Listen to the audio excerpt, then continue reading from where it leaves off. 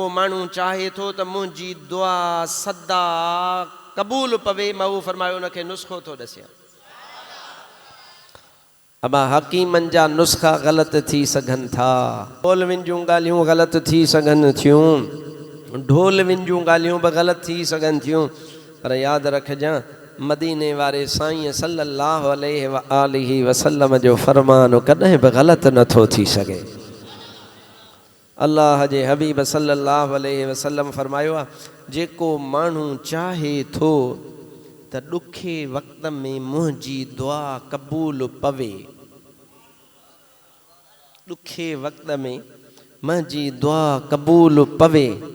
हबीब फरमायो उन माण्हूअ ते लाज़िम आहे त उहो सुख वारे टाइम ते पंहिंजे रब खे न विसारे, रब जो ज़िक्र कंदो रहे, ॾुखे वक़्त में रब हुनखे कोन विसारींदो।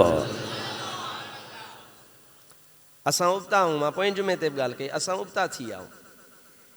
मुआशिरो उबतो थी वियो आहे, शादी आहे ख़ुशी आहे, रब विसरी वियो, दोल पिया वॼाए, पुटु परणाइणो आहे रब विसरी वियो आहे,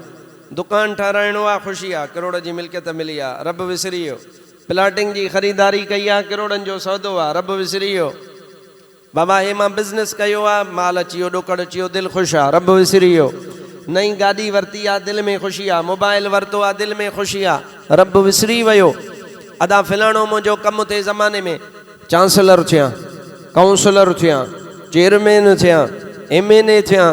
MBA थियां, इहे उहिदनि जी ख़ुशी हूंदी आहे माण्हूअ खे, बाबा मूंखे इहो थियो, उहिदो मिलियो, माण्हू ख़ुशि आहे, रब इन टाइम विसारींदा आहिनि। हालांकि मदीने वारो साईं फरमाए थो, हाणे जॾहिं तुंहिंजी दिलि नेमत मिलण ते ख़ुशि आहे, जेड़ी महिल तो ते रब जो करम थियो आहे, तूं ओड़ी महिल ठरियो वेठो हाँ, ख़ुशि वेठो हाँ, ओड़ी महिल हिम्मत कर रब खे न विसारजां, ओड़ी महिल ज़िक्र कजां, मुस्तफ़ा ते दुरूद पढ़जां, अल्लाह जी इबादत कजां, शुक्राने जा ॿ नफ़िल पढ़जां। सुभाणे ॾुखे वक़्त में हीअं हथ खणंदे, हथ खणण जी ज़रूरत बि कोन्हे, रब ॾुखियो वक़्तु ॾींदो ई कोन, जे आयु त दुआ घुरंदे रब टारे छॾींदो ई।